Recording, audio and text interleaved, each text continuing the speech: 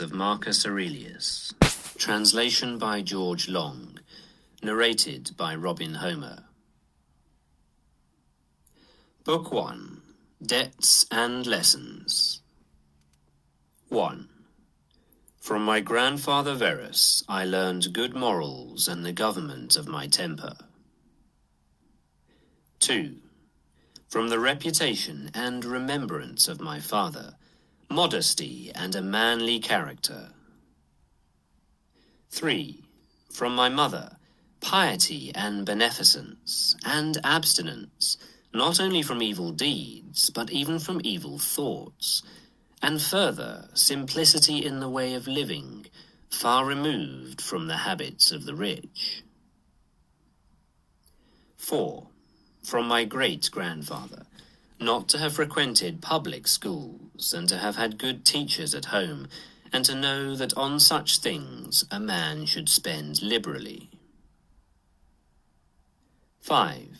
From my governor, to be neither of the green nor of the blue party at the games in the circus, nor a partisan either of the Parmilarius or of the Scutarius at the gladiators' fights.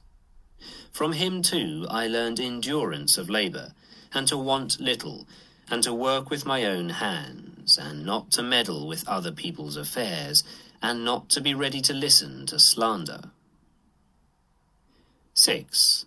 From Diognetus, not to busy myself about trifling things, and not to give credit to what was said by miracle workers and jugglers about incantations and the driving away of demons and such things, and not to breed quails for fighting, nor to give myself up passionately to such things, and to endure freedom of speech, and to have become intimate with philosophy, and to have been a hearer first of Bacchius, then of Tandarsis and Marcianus, and to have written dialogues in my youth, and to have desired a plank bed and skin, and whatever else of the kind belongs to the Grecian discipline. 7.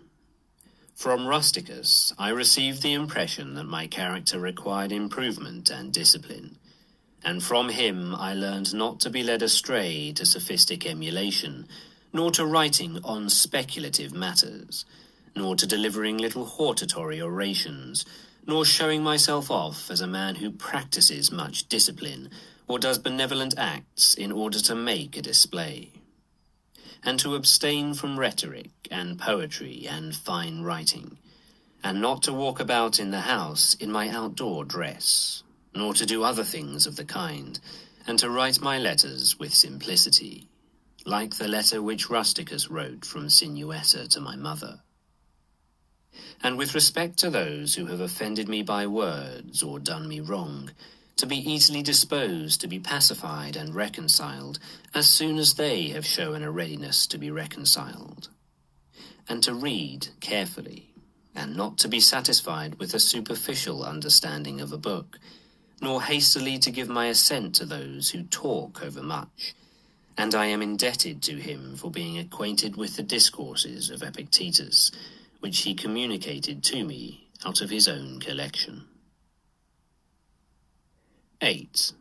From Apollonius I learned freedom of will and undeviating steadfastness of purpose, and to look to nothing else, not even for a moment, except to reason, and to be always the same, in sharp pains, on the occasion of the loss of a child, and in long illness, and to see clearly, in a living example, that the same man can be both most resolute and yielding, and not peevish in giving his instruction, and to have had before my eyes a man who clearly considered his experience and his skill in expanding philosophical principles as the smallest of his merits.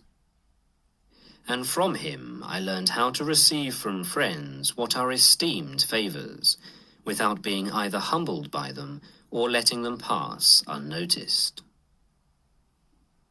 9. From Sextus, a benevolent disposition, and the example of a family governed in a fatherly manner, and the idea of living conformably to nature, and gravity without affection, and to look carefully after the interests of friends, and to tolerate ignorant persons and those who form opinions without consideration. He had the power of readily accommodating himself to all, so that intercourse with him was more agreeable than any flattery, and at the same time he was most highly venerated by those who associated with him, and he had the faculty both of discovering and ordering, in an intelligent and methodical way, the principles necessary for life. And he never showed anger or any other passion, but was entirely free from passion, and also most affectionate. And he could express approbation without noisy display, and he possessed much knowledge without ostentation. 10. From Alexander the Grammarian, to refrain from fault-finding, and not in a reproachful way to chide those who uttered any barbarous or solipsistic or strange-sounding expression, but dexterously to introduce the very expression which ought to have been used, and in the way of giving answer, or giving confirmation, or joining in an inquiry about the thing itself, not about the word, or by some other fit suggestion. 11. From Fronto